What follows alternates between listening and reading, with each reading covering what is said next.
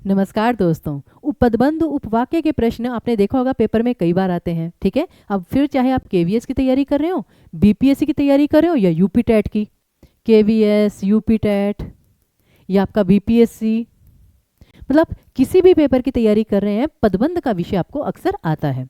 अब क्या होता है कि कई बार आपने देखा होगा जैसे एसचेट में पदबंध में नीचे रेखांकित शब्द भी होते हैं, कहीं पर अंडरलाइन पार्ट नहीं भी होता। तो जहाँ पर तो अंडरलाइन पार्ट होता है वहाँ पर उत्तर छांटना बहुत ही आसान होता है, लेकिन जहाँ पे अंडरलाइन पार्ट नहीं होता वहाँ पर बहुत मुश्किल होता है। तो उसकी सही पहचान कैसे की जाए, आज हम आपको बहुत ही शॉर्ट में, बहुत संक्षिप्त रूप से बता देंगे। लेकिन बहुत ध्यान से सुनना है फ्रेंड्स, सिर्फ 5-10 मिनट में हम आपको सारी चीज़ें क्लियर कर देंगे। लेकिन उससे पहले आपको क्या जानना है फ्रेंड्स, ये पदबंध जो है ना, ये होता क्या है। पहले सबसे मेन चीज़, पदबंध, पद और बंध। पद क्या होता है, शब्द, और बंध क्या होता है, बंधा हुआ।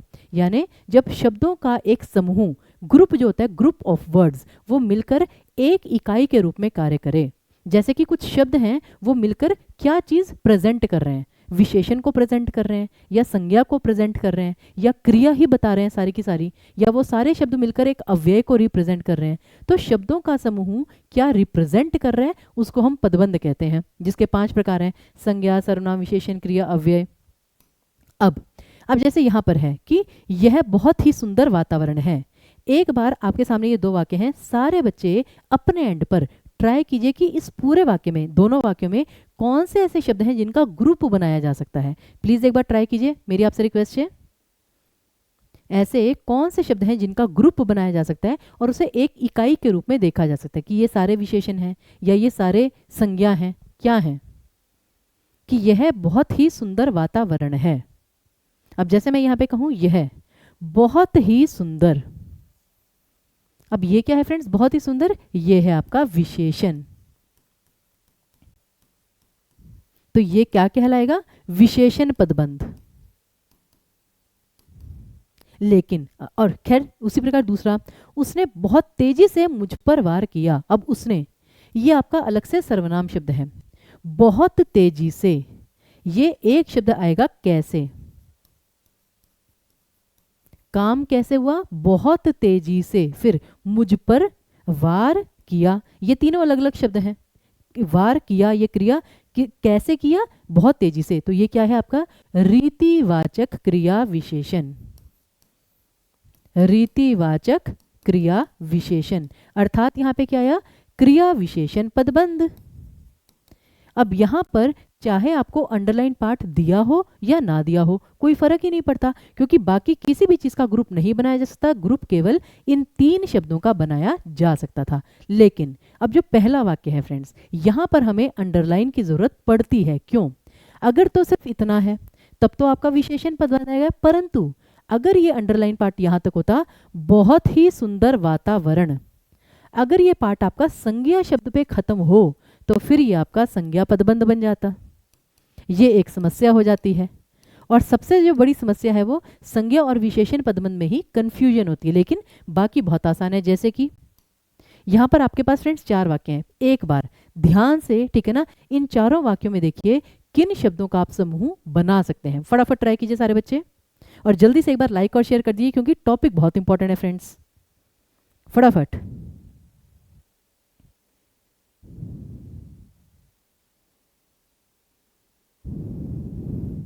सभी बच्चे ट्राई करेंगे, चारों वाक्यों में कौन कौन सा आप ग्रुप ऑफ वर्ड्स बना सकते हैं।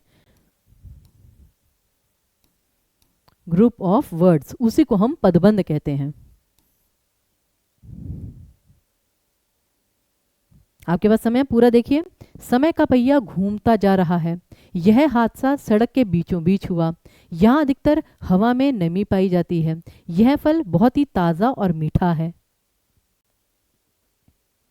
अब कुछ तो बहुत ही आसान है, जैसे कि यह फल बहुत ही ताज़ा और मीठा, ये पूरा का पूरा क्या है, बहुत ही ताज़ा और मीठा। यहाँ पे आपको अंडरलाइन की जरूरत नहीं है, ग्रुप यही बन सकता है। तो ये क्या आएगा आपका विशेषण पदबंध।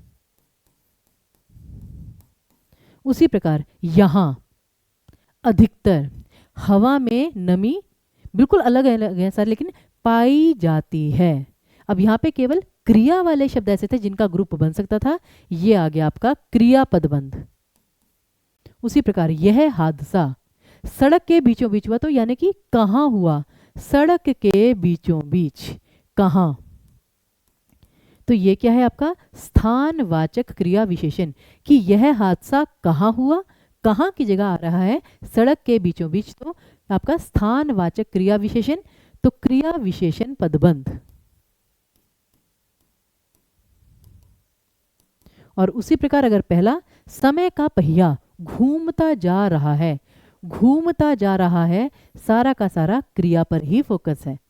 चार चार क्रिया के शब्द हैं, ये आएगा आपका क्रिया पदबंध।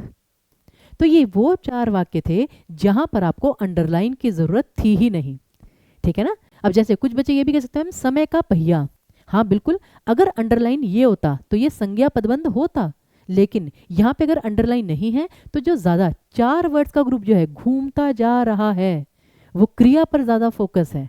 ओके, तो इसलिए तो इन ऐसे चार वाक्यों में आपको अंडरलाइन की जरूरत नहीं पड़ती, बिना अंडरलाइन के भी आप पदबंध छांट सकते हैं। लेकिन हाँ, मैं एग्री करती हूँ कि जो संज्ञा और विशेषण है वहां पे समस्या आती है। अब जैसे कि ये है, बाग से कुछ सुंदर रंगीन और सुगंधित पुष्प ले आओ, यहाँ कौन सा पदबंध आएगा, जरा सभी बच्चे उत्तर देंगे यहाँ पे जल्दी से, फटाफट।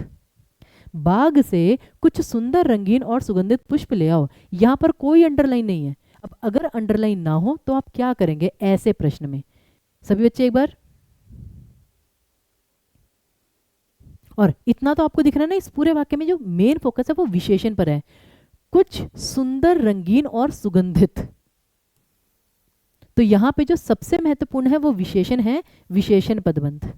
लेकिन अब यहां पर एक ट्विस्ट है, अगर पेपर में बाय चांस यहां पे अंडरलाइन आ जाता और वो अंडरलाइन यहां तक रहता, अगर अंडरलाइन पार्ट पुष्प तक रहता, तब ये आपका संज्ञा पदबंध बन जाता, क्योंकि एंडिंग कहां पर हो रही है, पुष्प जो फूल जो एक जातिवाचक संज्ञा है, तब ये संज्ञा पदबंध बन जाता। लेकिन अगर अंडरलाइन नहीं है तो विशेषण पदबंध सही रहेगा, और इसलिए ये रिक्वेस्ट की जाती है कि भाई आप अंडरलाइन करके दीजिए, जिससे बच्चे एक्यूरेट आंसर दे सकें।